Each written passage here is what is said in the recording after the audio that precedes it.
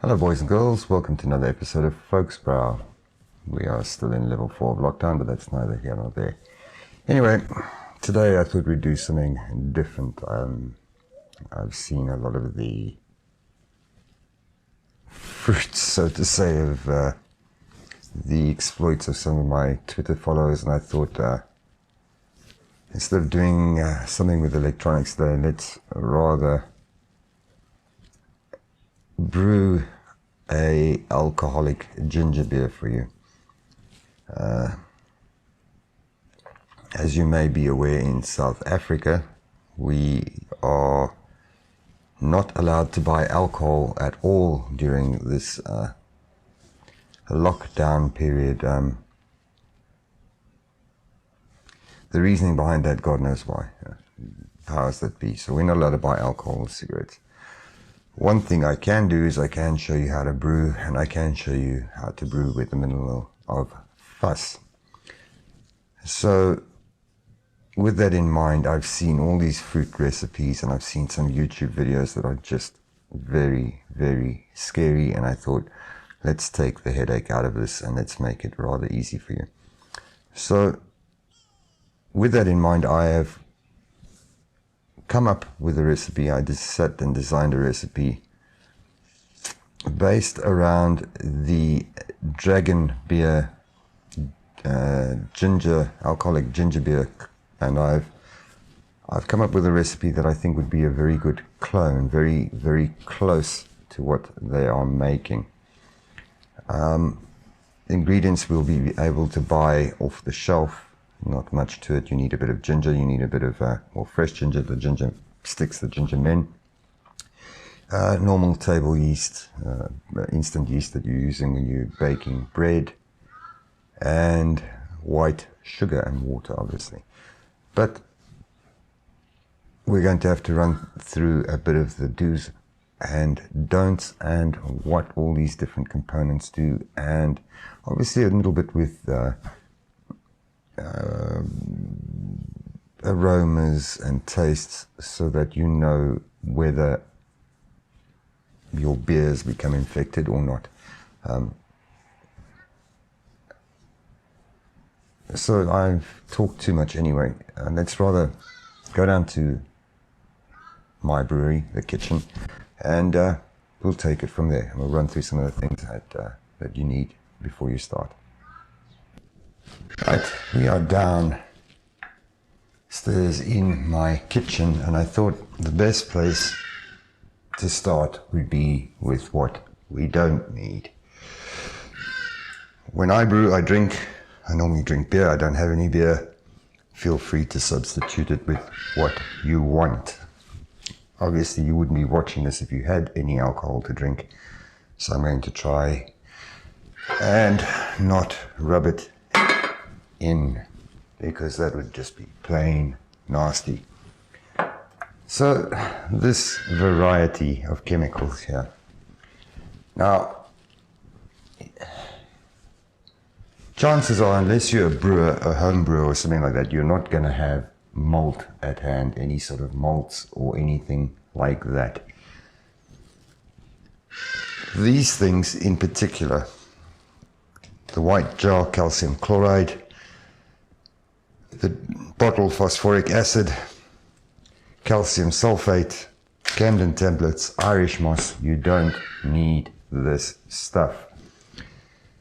We use this to treat the mash pH. In other words, do we want the beer to come out more crisp, more warm, more things like that? Do we want to get the ultimate fermentable wort out of it?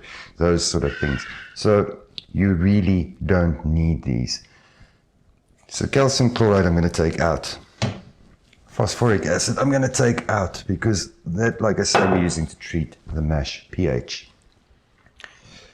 Calcium sulfate I will take out. Irish moss I'm going to take out. We're left with a thing called Camden tablets.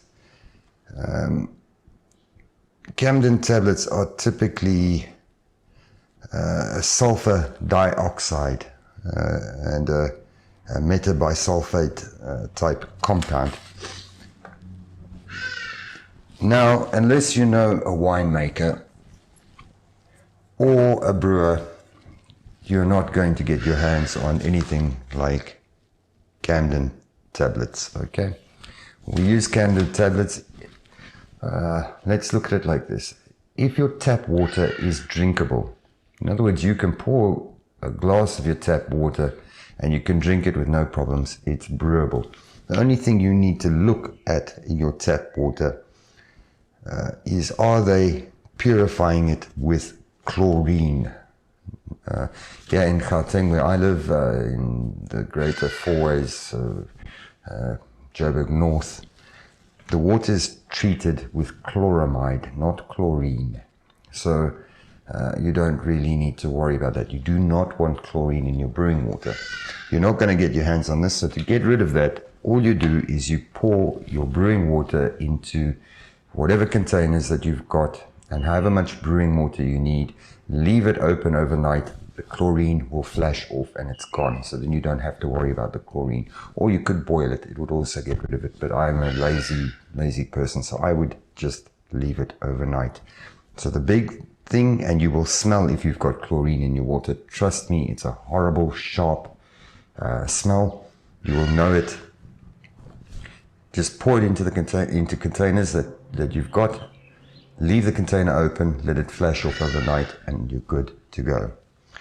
The next thing you're not going to have is this no rinse sterilizer. I use Mangrove Jacks because that's what's available in South Africa. You're not going to get your hands on it because the brewing shops are not open. No worries, there are other ways around it. For those of you overseas in America, you guys use stuff like Star San, all that. Feel free to go ahead, you've got it. We don't get Star San in South Africa because it is considered dangerous, apparently. No rinse sterilizer. Oh well. I just want to say something about sterilizer and sanitizer. There are two different things. We do not sterilize at home. We do not sterilize in a commercial brewery because we can't. You do not have an autoclave big enough to put all your brewing equipment or your whole brewery in and then steam it and off you go. So the next best thing is we sanitize. But before you can sanitize, you need to clean. So the big things with brewing: clean and sanitize. Keep your brewing area clean. Keep your equipment sanitized when you need it to be. That's your responsibility. You're the brewmaster. You're making the brew. So that we don't need.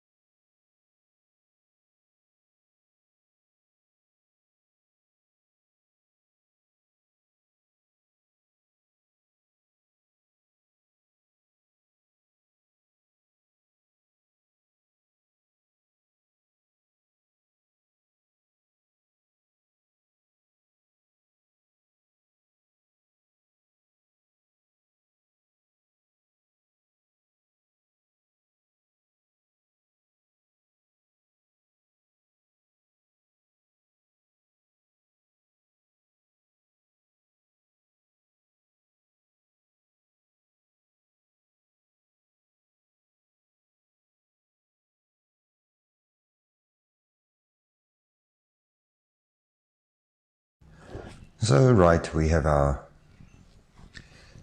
ginger. We've just flattened it with a knife. We've put it into 500 mils of boiling water with 100 grams of sugar. We're going to boil this volume down till it's half, low heat. I've got my stove on 1. You can see it's bringing some nice colors and everything. Great, it's going to add some very, very nice flavor to our beer and coloring. Otherwise we'll just end up with white water, well, white alcohol. So this is going to take about 30 minutes, but while that's happening, we need to do some stuff with our yeast. So I'm going to swap the shop and we will come in from there. So what we will see here on our bench is I have a little container. I've added 200 mils of water to it. Rule of thumb, what we're going to do now is we're going to rehydrate or proof our yeast. It doesn't help we go through all this effort and our yeast is not going to work. So let's see if the yeast is going to work or if it's buggered, because remember this stuff stands on a shelf in the shop. It gets hot, it dies. So we really want to see if it's going to work. So what I'm going to do is I'm just going to take this 200 mils of water, I'm going to put it in the microwave and I'm going to heat it in short bursts of 10 seconds each till it's 32 degrees Celsius. So let's put it in the microwave. We'll take a temperature reading before, just so that you are on the same page. The temperature is 16.5 degrees, 16.3. So let's give it a 10-second burst. This is probably going to sound horrible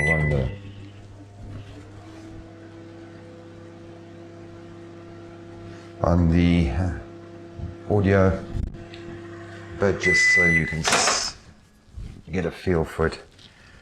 That's pushed our water up to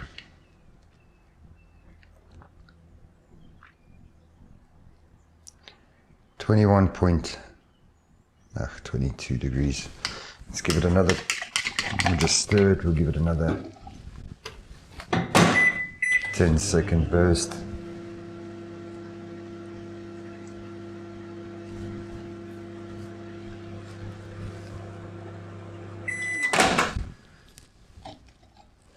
So a good thing to do while you're making your syrup would be to proof your yeast, and if you've cleaned your sanitizer now or cleaned your fermentation vessel, now might be a good time to start sanitizing. So it's 29.1. I'm going to be pedantic. We'll give it another 4 or 5 seconds.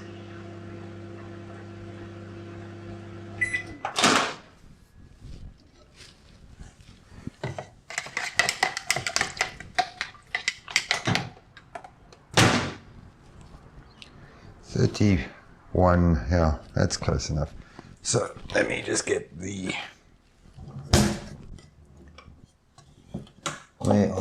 sorry for knocking, 31.6, so close enough. 32 degrees, as long as it's not too high. 32 is ideal. So what I'm going to do, I'm just going to snip off the top. Hopefully you can see this. I'm just sprinkling it gently. I don't want to mix it in. Try and do it from this side. That it sits on top of the water like that. I don't want it to sink, so very gently just pour it around. This is plain tap water, not any sugar, anything like that added to it. We don't want to do that yet, unless our yeast has really got a problem. So we're just going to sprinkle it around like that. Now, I am using 2 packs of yeast. That's because of the batch size that I'm brewing. I'm brewing 25 liters. I don't know how this yeast is going to work, so I'm making sure that I give it more than enough yeast. At home brewing level, you are not going to put in too much yeast. Well, you can, but really being a bit daft then. Okay, so we sprinkle our second pack like that across. Just want it to sit nicely on the top of the water. It will sink of its own volition.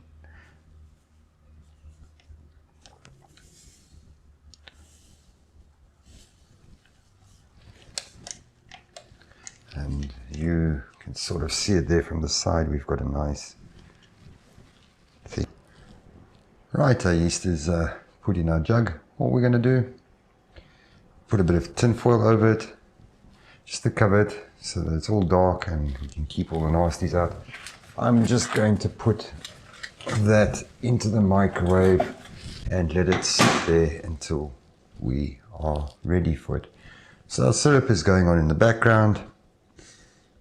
It's going to take another, let's see, at least another 20 minutes. So I'm not going to talk during this. What I'm going to do now is I'm going to just sanitize my fermenters, the fermenter I'm going to use for that. And yes, so we'll come back for that shot. So let me just go sanitize the fermenters and we will come back and discuss a few things. Right, so our ginger is doing its thing. It's starting to just simmer there. Very nice. Oh, the smell is gorgeous. We need to talk a little bit about the sugar, the amount of sugar that we're using. Because obviously you're not going to be brewing 25-litre batches of this, so we need to scale the recipe down for you. So I'm using 3.3 kgs for 25 litres of beer. So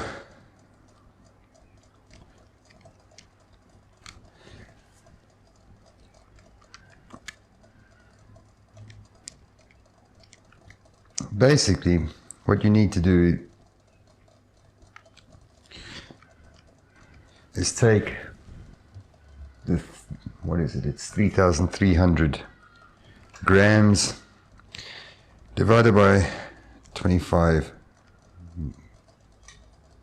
milliliters.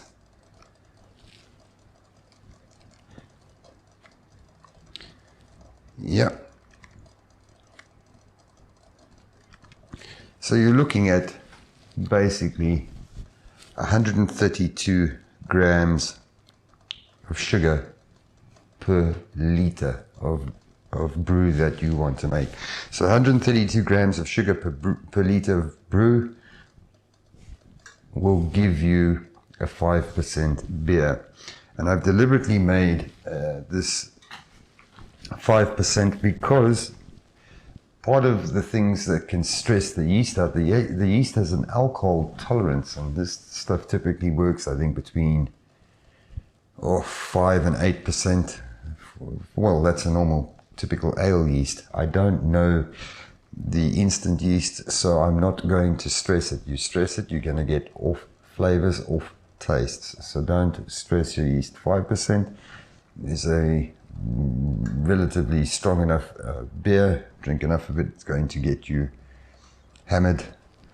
What I would suggest is you could go online and find a brewing calculator. What you're going to be basing your base malt on is corn sugar or dextrose or invert sugar. Alternatively, if you really want to get into brewing, buy a book by Ray Daniels. You can get it in Kindle. It's called Designing Great Beers, and they give you all the brewing maths that you need in there. So if you ever decide to take this a bit further, you want to make a beer from malt and you want to know how much of what grain to use or how that sort of style, typically what fits in there, very good book. It will teach you to work out all these things called gravity units, which is what I've done for your recipe without showing you all the maths. And it will also show you some calcs for things like hop bitterness contribution and all those wonderful things that go with that. So I hope that helps you scale down to your recipes. We've still got a ways to go with this. I've actually finished sanitizing the fermenter, so that's going to stand with a little bit of jik in. And it's really not much jik, it's maybe a teaspoon to a tablespoon of jik that I've used for 25 litres, although I will rinse it thoroughly before we come to the next stage. So there's not much for me to do now but to leave this to brew. So, oh Rude, have you come to see us? My assistant brewmaster has decided to visit the kitchen and see what we're up to. Oh well, okay, we'll come back in the next shot and when we're ready to put everything in the fermenter and what we should do from there. While we're at it, I thought I'd show you how we clean and sanitize our equipment. Now this is going to apply whether you're using one of these fermenters or using whatever it is, whatever bottle bucket you're using. So basically everything I'm using in the brew, whether it's the bubbler, the spoon, the inner rubber from the lid, the grommet, I just chuck in there.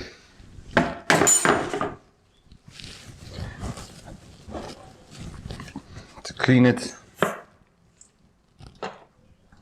just a bit of sunlight, and then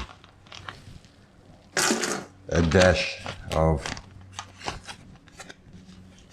jik.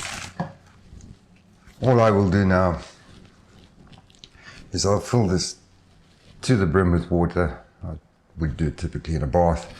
I fill it to the brim with water and let it stand overnight. And then when I come to brew day, obviously I take a cloth. You should put whatever cloth you're going to use in here. Let it stand overnight. Wipe it down on the inside, wipe it down on the outside. Make sure it's nice and clean. And then you're going to do your sanitizing, where you're going to now rinse all this out. You fill it with a little bit of jik, or 2-3 liters of water to a little bit of jik. Tablespoon of jik, shake it around, let it stand, shake it around, let it stand. So shake it around every, say, 20 minutes or so, and let it stand, let all that stuff coat it down. Then you rinse it out 3 times with water, 3-4 times till you can't smell the jik anymore. And then you know it's sanitized, but you must use it rather quickly from there. You can't sanitize it and leave it and I'll use it next week. That doesn't work. That really, it will set you up for infection. So that's typically all I do. So if we go and look at one that we're going to be using, let's see. Yeah, we can move there, I'm sure. So basically there is that same sanitizer that we just saw in the kitchen. All I've done is put in a bath and filled it with cold water, so it will stand like that until I'm ready to sanitize and use it. You could leave it like this, there's no problem like that. For a couple of weeks, if you're only going to brew whenever, not really a problem. But obviously, because I want to use it to brew, as we get closer, I will do the sanitizing, where I'm just going to do a little bit of jik, 2-3 liters of water, shake it around, shake it around, shake it around, rinse it out till there's no more jik smell, and then off we go. Right, so things are starting to happen quickly now. Our ginger syrup is almost boiled down by half the volume. So it's time to take a peek and see if our yeast is going to work. Oh, look at that. Let's see if we can get you in. Now, if your yeast has done something like that, you can see it's formed this like creamy, floury, gunky stuff up there. Then you know that your yeast is going to work. It's proofed, it's viable, it will chow the sugars. So what I'm going to do now, if I can get in here, I'll have to just move you back.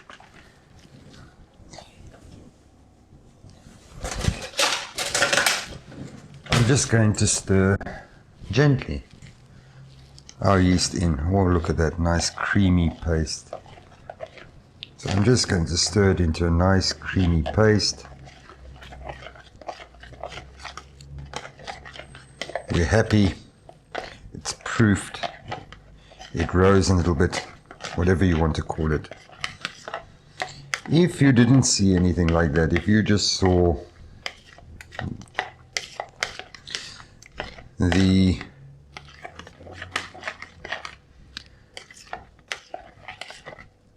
little flowers of the yeast, the little dry powder yeast sitting on top of the water, then you know you've got a problem. Your yeast is not going to ferment. It either needs you to step in now and give a helping hand. So what you could do is mix it into a cream like this.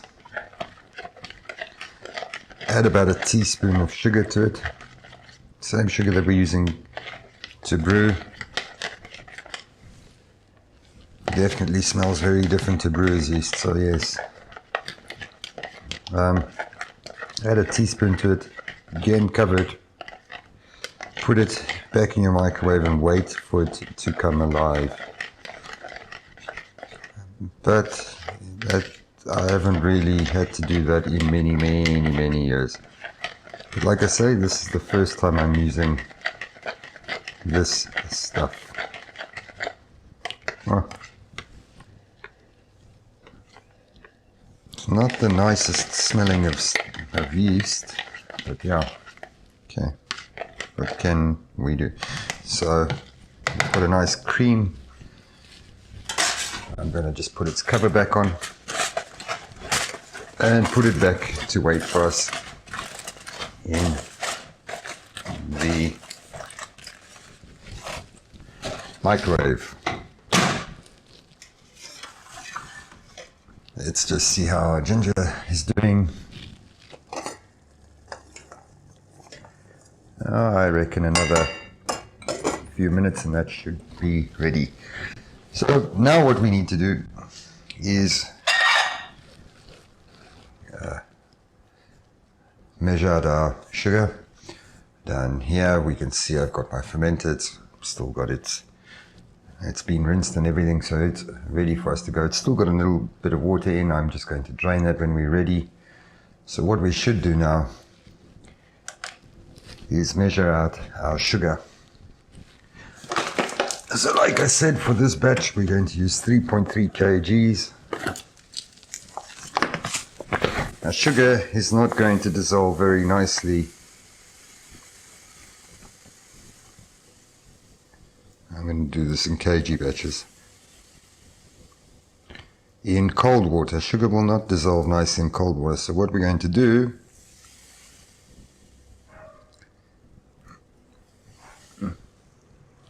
okay, so there's our first kg. What I'm going to do is I'm going to boil 3 liters of water. I'm just going to chuck that water out. I'll boil 3 liters of water and we'll add our sugar to it and we'll stir it into a syrup, and then we'll obviously top it up with more water. But this is going to be tedious on camera. What you need to know is I'm going to boil 3 liters of hot water. I'll empty the sanitized and rinsing liquid out of here.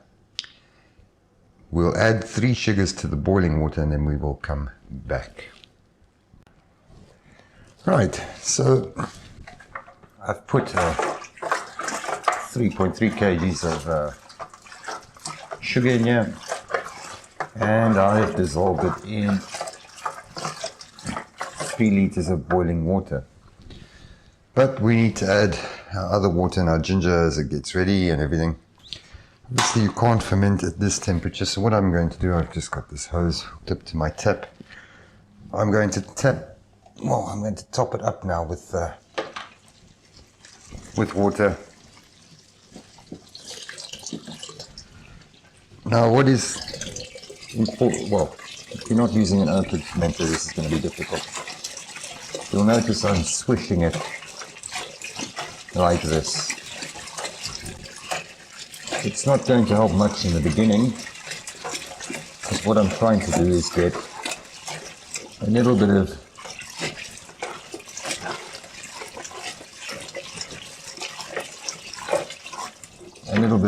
oxygen into our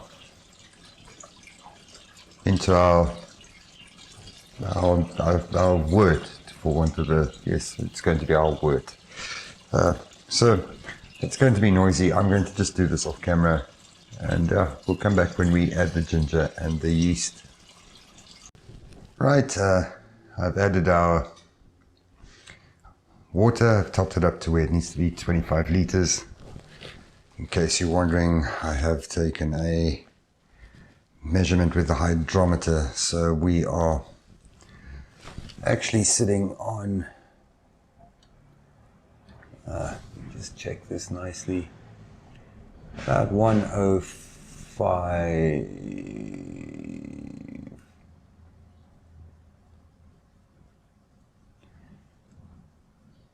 105, which is perfect, spot on, exactly where we designed the recipe.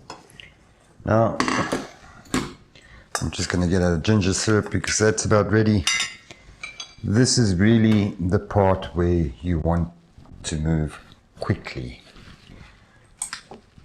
This is the stage where you're going to get your infection. So all I'm doing is I'm pouring our ginger syrup in through a strainer, mainly because I don't want the ginger pieces in. One thing to bear in mind, because you've added hot water to dissolve that sugar that we put in, is that this is not going to be sitting anywhere near your ideal fermentation temperatures. So if we take a temperature reading, my guess is this is going to be sitting around 24 somewhere. 22, 23, 24, 25, 26,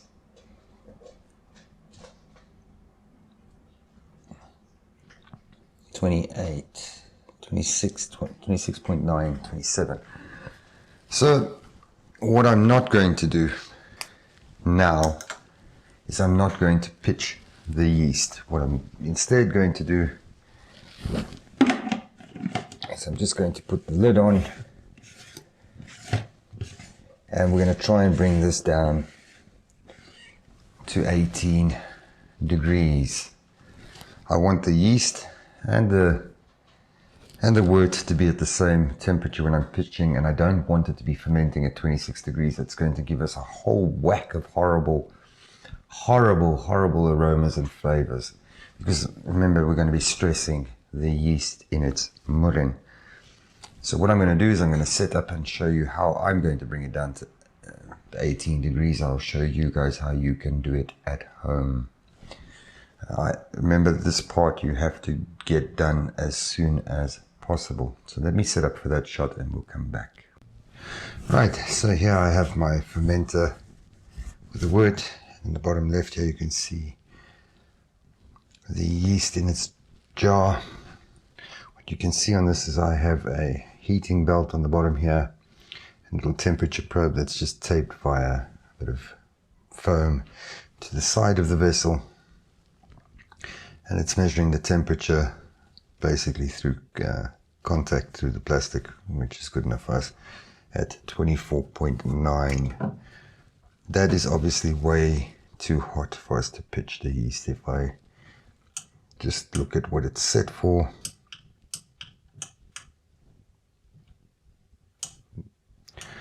okay, so we need to set it to 18 degrees, otherwise it's going to go way too cold.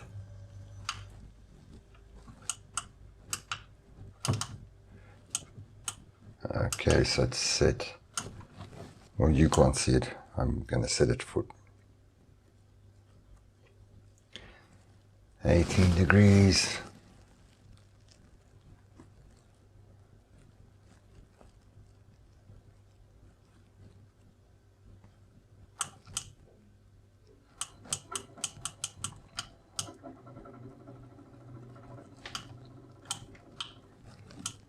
So there, if we look at it now, it's set for 18.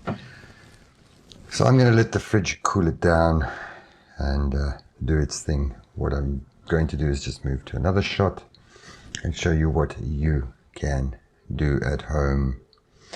Remember, we stressed the yeast in this beginning stage. We're going to get a whole lot of horrible flavors and aromas, and this is really the trick to it. Besides cleaning, sanitizing, looking after your yeast is the trick to getting good beer. So let me show you. I'll move the camera and I'll show you what you can do at home.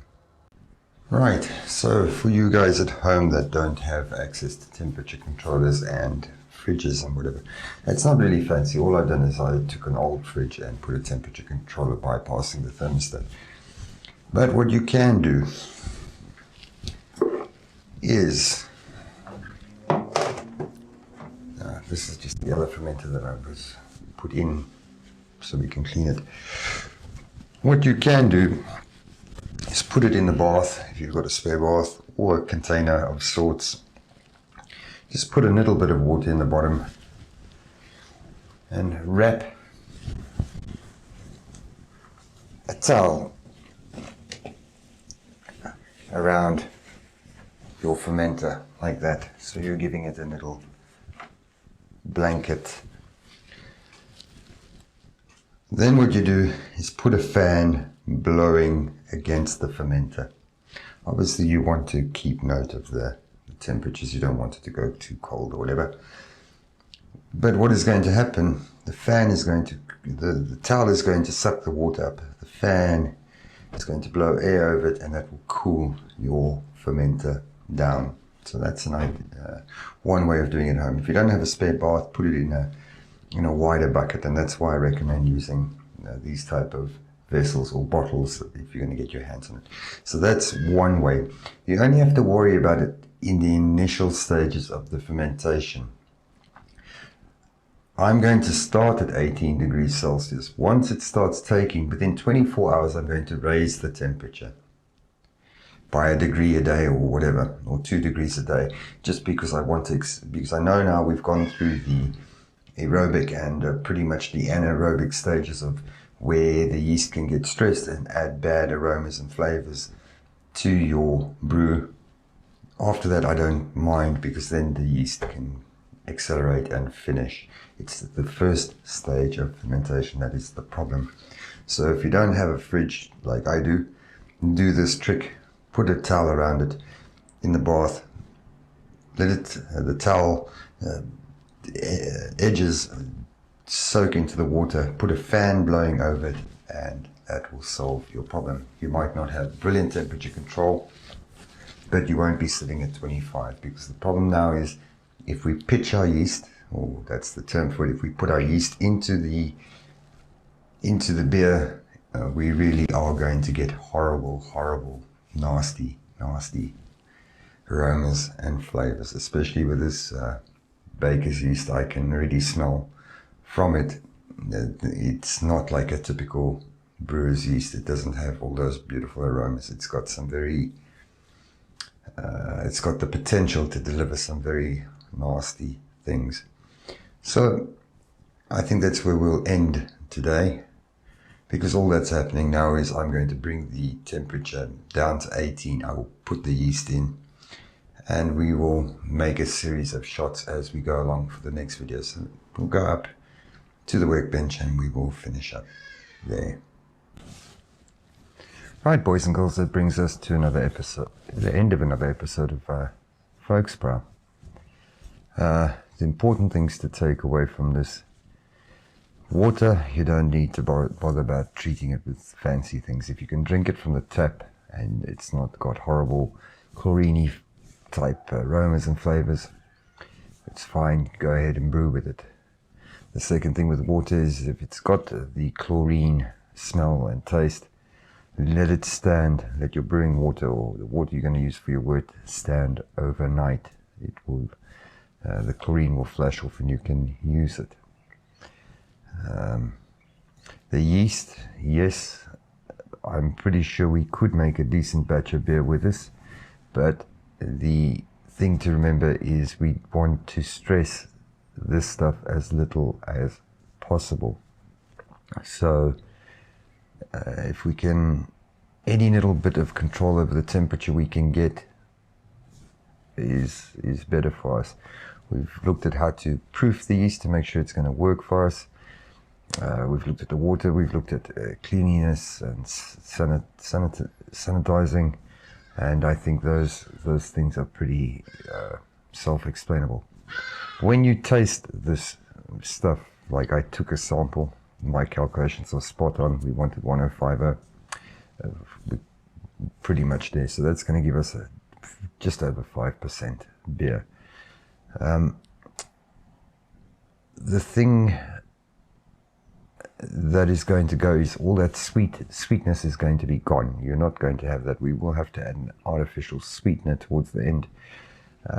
I will look at what sugar we're going to use. I think probably something like Candle or something like that. That's not going to ferment. It will add a bit of sweetness. The ginger, in hindsight, we used half a litre of water, 100 grams of sugar, and 50 grams of ginger. I like ginger, so I would probably up it, but that is yet to be seen.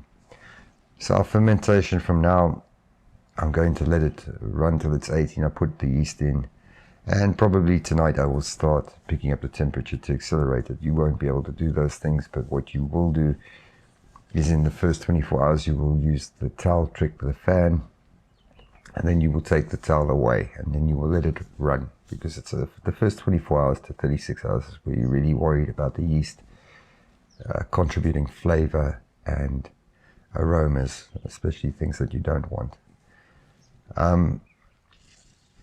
What else have I missed anything?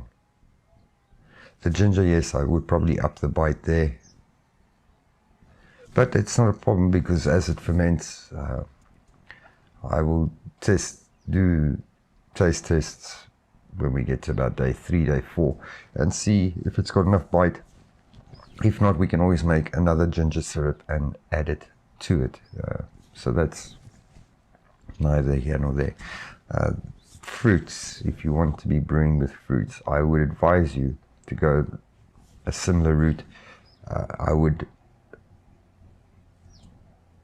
do the base fermentation like this, and then what I would do is I would do something like a secondary fermentation.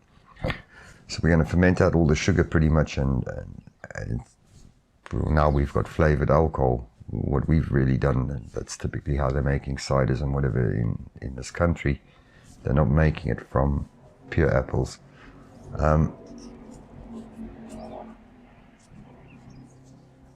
I would blend the fruit, peel it, wash it, peel it, blend it, make a puree, and flash pasteurize it. Bring it up to boil, and then cool it down as rapidly as possible. That's how I would look at using fruit. Just remember, fruit is not going to be consistent. You're not always going to get the same sweetness, same taste. So you have to think of using fruit as a